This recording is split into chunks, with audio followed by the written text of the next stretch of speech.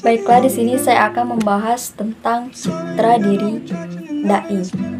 Secara bahasa, citra dapat diartikan sebagai gambar atau gambaran, sedangkan secara istilah adalah gambaran yang dimiliki orang banyak mengenai pribadi, perusahaan, atau organisasi.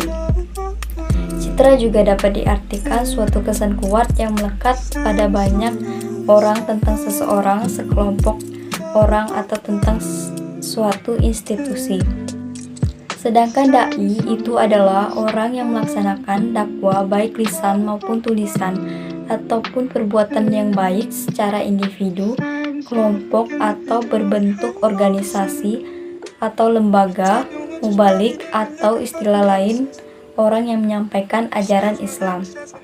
Jadi dapat diambil kesimpulan bahwa citra dai adalah orang yang melaksanakan dakwah baik lisan maupun tulisan ataupun perbuatan yang baik secara individu, kelompok, atau berbentuk organisasi, atau istilah lain orang yang menyampaikan ajaran Islam dengan kesan kuat yang melekat pada banyak orang tentang seseorang, sekelompok orang, atau tentang suatu institusi secara konsisten dan dalam waktu yang lama berperilaku baik atau berprestasi menonjol, maka akan terbangun kesan pada masyarakat bahwa orang tersebut adalah sosok yang baik dan hebat.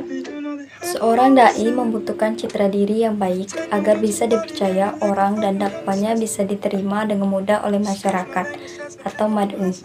Citra diri seorang dai dibentuk sesuai dengan alasan atau tujuan beliau berdakwah.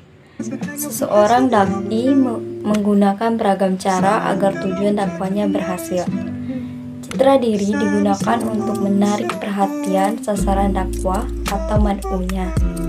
Sebelum berhadapan dengan mad'u untuk bertausiah, seorang dai melakukan beberapa persiapan untuk menampilkan citra diri yang meyakinkan di hadapan mad'u.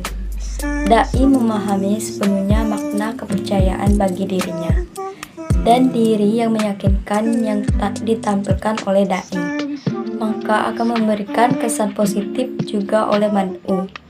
Meyakinkan di sini dapat dilihat dari sikap, pakaian, dan perkataan dai tersebut. Dengan begitu, dakwah bisa diterima oleh banyak orang. Kepercayaan mad'u di media sosial membawa dampak yang besar bagi dai. Seseorang dai membutuhkan kepercayaan itu untuk dapat berhasil dalam menjalankan dakwahnya. Selain itu, dai juga mendapatkan berbagai keuntungan baik secara materi maupun imaterial yang diperolehnya. Contohnya pada Ustadz Hanan Attaqi, dikenal dengan stylenya yang kekinian yang banyak disukai oleh remaja atau pemuda. Mulai dari pakaian hingga cara bertutur, beliau sederhana dan mudah diterima oleh anak-anak muda, khususnya gerakan untuk berhijrah. Dai sangat memahami jika citra diri yang ingin diraih harus melalui proses pembentukan terlebih dahulu. Proses pembentukan itu meliputi persiapan sebelum melakukan tausiah dan ketika melakukan tausiah di hadapan mad'u. Ketika melakukan tausiah di hadapan mad'u, citra diri yang ditangkap oleh mad'u itulah yang kemudian akan dikembangkan oleh mad'u dalam memahami dakwah di media sosial. Dai juga memahami jika tausiah darinya yang tersebar di media sosial akan berdampak secara psikologis bagi masyarakat. Tausiah dengan citra yang positif akan menghasilkan bertambahnya kepercayaan masyarakat. Sebaliknya, jika tausiah memuat ujaran kebencian, maka akan menghasilkan berkurangnya kepercayaan masyarakat pula.